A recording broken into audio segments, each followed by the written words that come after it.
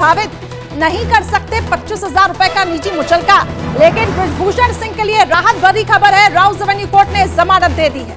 उनको तो बड़ी खबर, राउज एवेन्यू कोर्ट से जमानत मिल गई है ब्रजभूषण सिंह को। तो दिल्ली के राउज एवेन्यू कोर्ट से 25,000 के निजी मुचलके पर उनको राहत मिली है।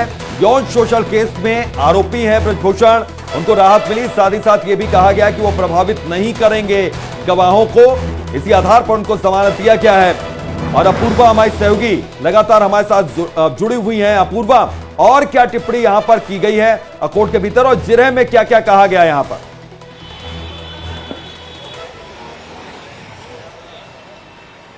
बिल्कुल, देखिए मेरे साथ मेरे वरिष्ठ सहयोगी रजनीश भी जुड़ गए हैं, जो इस वक्त कोर्ट के अंदर से ही आ रहे हैं तमाम बड़ी अपडेट, तमाम बड़ी ब्रेकिंग के साथ। रजनीश, किस तरह से जो शर्तें और जो नियम जिनका जिक्र हम पहले भी कर रहे थे और जो जिन नियम और शर्तों को लेकर उन्हें जमानत दी गई है, क्या वो नियम है, किस तरह की वो शर्तें हैं? देखिए अपूर्वा, ब्रजभूषण शरण सिंह को रेगुलर बेल मिली है।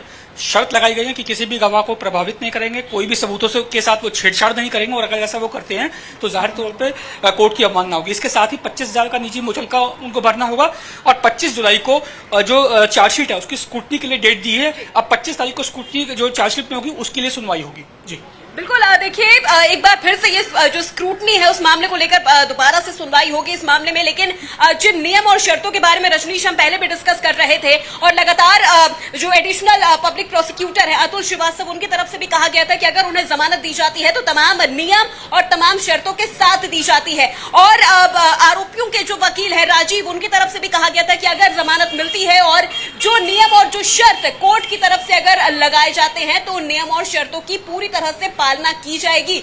और सबसे बड़ा डर यहां पर दिल्ली पुलिस को इसी चीज का था कि गवाहों के साथ किसी तरह की कोई छेड़छाड़ या उन्हें किसी तरह से प्रभावित ना किया जाए, क्योंकि यही कहा जा रहा था। क्या दलील रखी गई थी यहाँ पर? रसूख, अपने दम और पुलिस की ओर से क्या दलील रखी गई यहाँ पर?